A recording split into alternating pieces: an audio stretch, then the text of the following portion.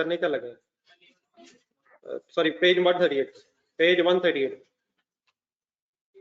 Page number 138 पे जो reduce वाला क्वेश्चन है उसमें आपको जो प्रॉब्लम असल नजर आई है वो है कि मटेरियल का प्राइस वेरिएंस।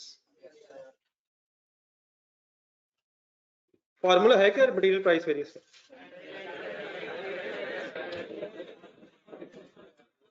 हमने पढ़ा था standard rate minus actual rate multiplied by actual quantity use for actual production. लेकिन आपने होपफुली सॉल्व करने के बाद जब देखा होगा तो आपको जी भी बात वहां और आगे तो सारी बहस वो ठीक है, लेकिन इस वक्त सारी बहस का फोकस रॉ मटेरियल पे। तो सीमा एंटरप्राइज में मैंने जितनी आपसे बहस की है वहां सारा फोकस फिनिश गुड्स के स्टॉक्स पे रख के बात हुई है। यहां सारा फोकस रॉ मटेरियल पे रखना है आपने। फिनिश गुड्स का यहाँ इशू है ही नहीं। दोबारा एक दफा देख लें पेज नंबर 138 पे जो क्वेश्चन हो रहा था, व्हाट इज एक्चुअल प्रोडक्शन,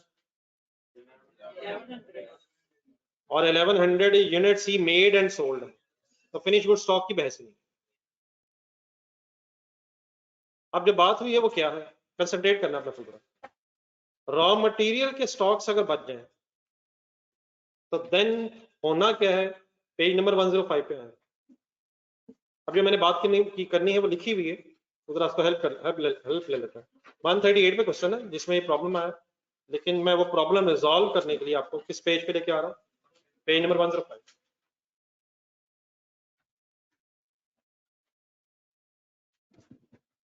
इसके दरमियान में कहीं 1 2 3 4 5 एरोज बने हुए, मिल रहा है वहां से जरा शुरू करें फर्स्ट एरो से। कुछ एब्रीविएशन में वर्ड्स लिखे हुए, कुछ एब्रीविएशन में वर्ड्स लिखे हुए हैं, तो मेरे साथ साथ जरा रहेगा, जहां जरूरत पड़े एक्सप्लेन करते रहे। We are on page number 105 and middle of the page तकरीबन।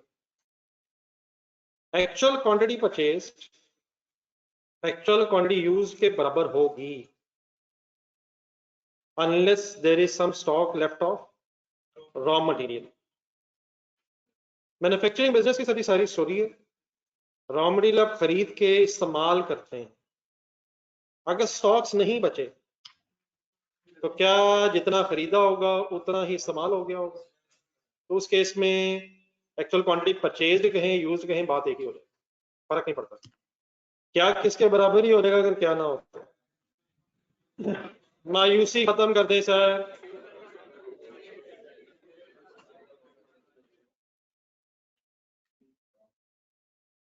देन उसके बाद आराम आराम आराम आराम से मेरे साथ अगले पॉइंट्स में आना। If raw material stocks are measured at standard cost, page number 138 पे रॉ मटेरियल का स्टॉक बचा हुआ था, क्वांटिटी बता दें जरा, परचेज कितना हुआ था, इस्तेमाल कितना हुआ था, 300 केजीज रॉ मटेरियल का स्टॉक इस्तेमाल नहीं हुआ था, बच गया। 300 केजीज रॉ मटेरियल का स्टॉक बच गया।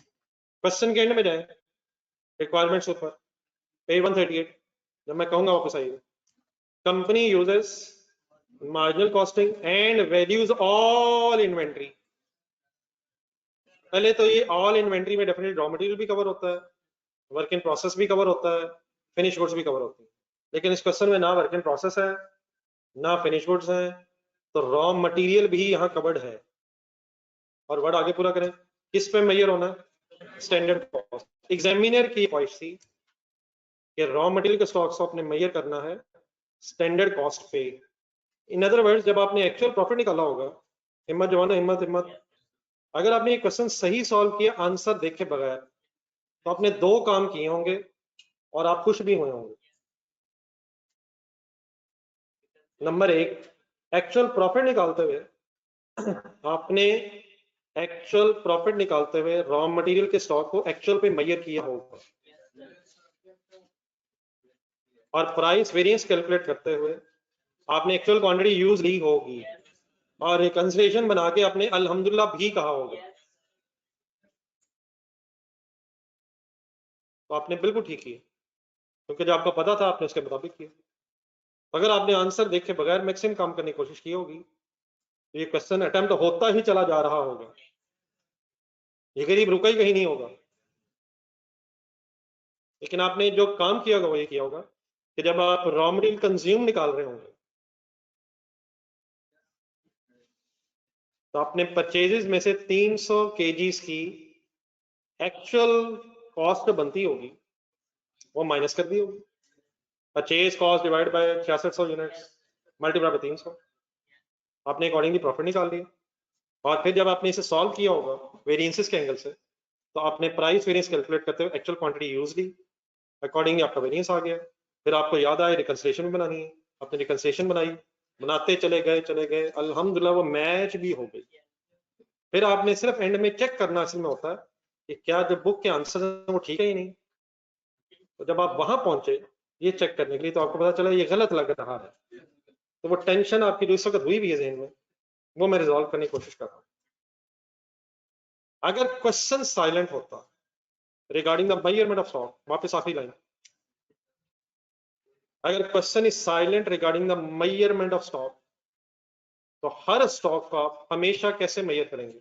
अगर एक्चुअल प्रॉफिट निकाल रहे हैं तो एक्चुअल कॉस्ट में मेजर करेंगे, और मटेरियल का जो प्राइस वेरिएंस है वो अकॉर्डिंगली क्वांटिटी यूज्ड पे ही कैलकुलेट करेंगे। क्वेश्चन साइलेंट हो तो रॉ मटेरियल स्टॉक्स एक्चुअल पे मेजर होंगे और कोई फर्क नहीं है, price variance actual quantity use पे होगा।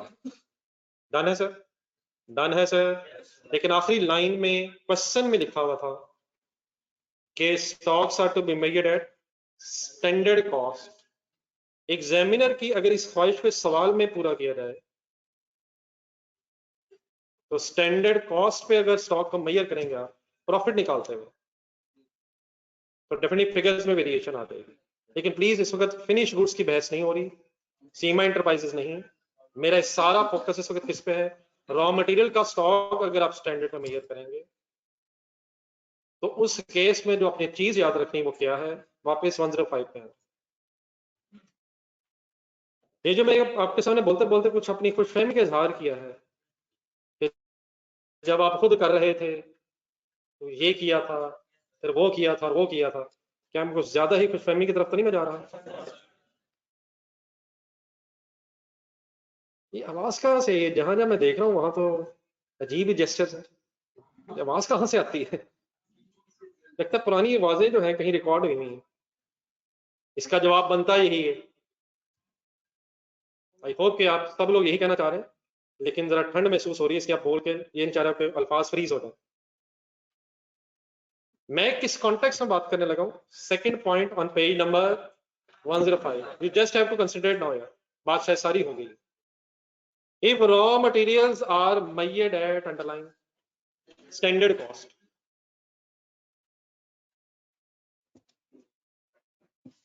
ये जो सेंटेंस है मैं जरा चेंज करके पढ़ने लगा।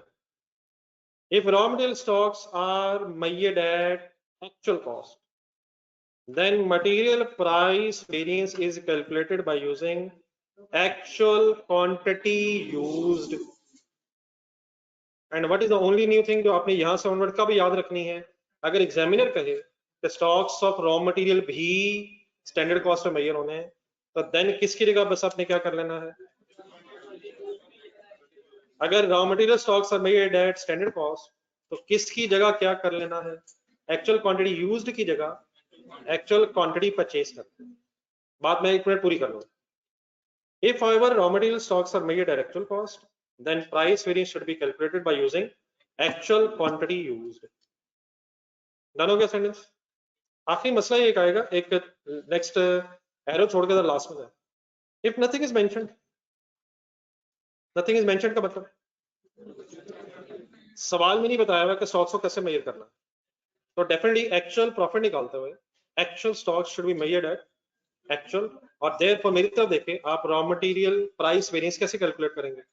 By using actual quantity use. अगर क्वेश्चन साइलेंट हो पढ़ने आप, then assume stocks are measured at actual cost and therefore price variance should be calculated on the basis of actual quantity used। 140 page निकाला था।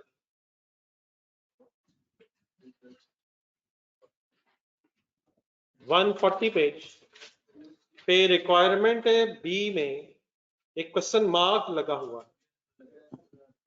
आइए जरा देखते हैं कि उस ब्रैकेट में क्वेश्चन मार्क लगाने की वजह क्या थी। Second requirement on page number 140 Excel Limited की बात हो रही है। रिक्वायरमेंट पूरी पढ़ रहा मैं सर। बी कैलकुलेट क्या, material labour variable overhead variances. Bracket में जाने से पहले जरा ऊपर टेबल में जाए, जो दूसरा टेबल बना हुआ है। मटेरियल परचेज गिवन कितना याद देख के बताना है आपने। 17,50,000 रुपए हैं। 0.5 रुपए का एक केजी आया था। 35 लाख केजी अपने हाथ से कैलकुलेट हुआ है। इसे अगली लाइन पढ़े। इशू कितना हुआ, किसके कितने केजी बचे हुए। रॉ मटेरियल के 4 लाख केजी बचे हुए हैं। 4 लाख केजी बचे हुए रॉ मटेरियल के बचे हुए। अब जरा क्वेश्चन में ढूंढने कहीं बताया था उसने कि रॉ मटेरियल स्टॉक कैसे मेजर हो रहा है। कहाँ बताया, मतलब एक्चुअल में मेजर होना है या स्टैंडर्ड में मेजर होना है, ये उसने बताया नहीं था। उसने एक और एंगल से क्या बताया था, ब्रैकेट पढ़ना। assume that material price variance is calculated as material are used rather than as they are purchased। इसको गौर से पढ़ के बताएं, क्या इस लाइन के अंदर वो कुछ बताना चाहता है। क्या क्या स्टॉक्स किस पे मेजर हो रहे हैं, किस पे नहीं हो रहे हैं। एक्चुअल पे मेजर हो रहे हैं, इसलिए एक्चुअल क्वांटिटी यूज ही को यूज करें, तब होपफुली ये क्वेश्चन मार्क खत्म हो सकता है। अगर ये ब्रैकेट ना भी बनी होती तो भी हम बाय डिफॉल्ट क्या अज्यूम करते हैं कि raw material stocks actual cost में मेजर हो रहे होंगे और देयरफॉर एक्चुअल क्वांटिटी यूज्ड ही लेंगे। आइए जरा मेरी तरफ देख के कुछ कंक्लूड करते हैं बहस।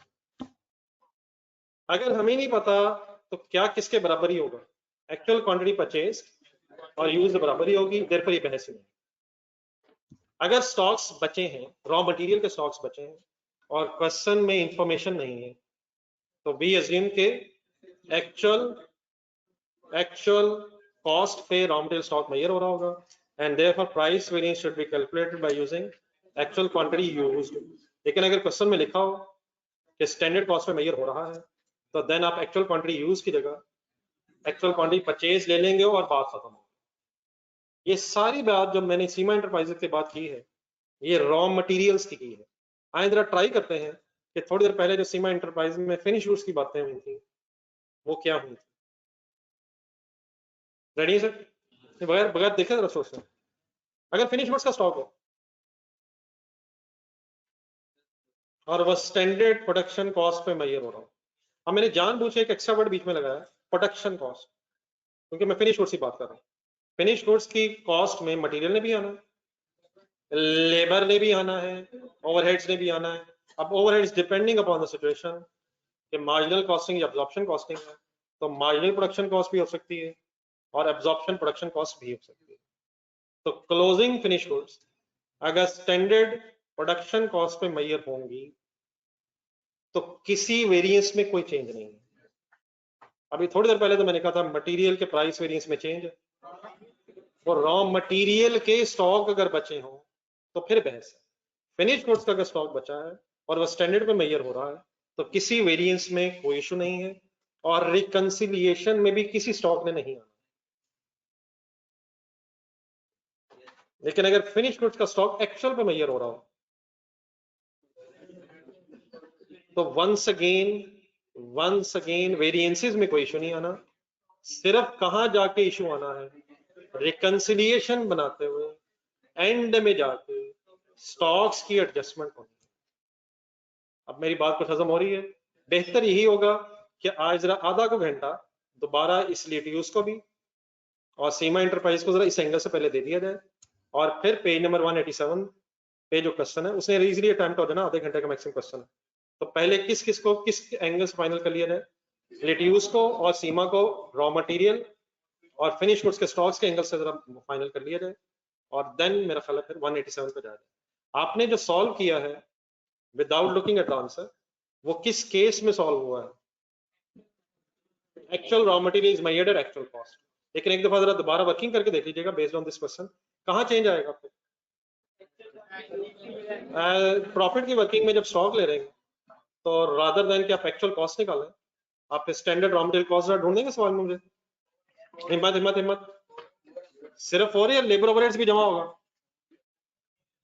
सिर्फ मटेरियल सिर्फ 4 लेंगे आप, 300 ज़रब 4 1200 रहेगा। अब यकीनन जब ये 1200 लिखेंगे आप तो उसकी वजह से आपका प्रॉफिट चेंज हो जाएगा।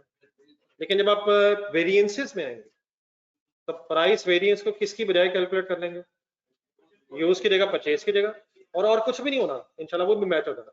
स्टॉक्स का डिफरेंस जो है वो फिनिश गुड्स का अगर स्टॉक है उस वक्त रिकंसिलिएशन में, रिकंसिलिएशन आपकी मैच हो जानी है। प्रॉफिट कैलकुलेट करते हुए अपने स्टॉक को स्टैंडर्ड पे ले लेना और वेरिएंस कैलकुलेट करते हुए अपने प्राइस वेरिएंस में परचेज ले लेना।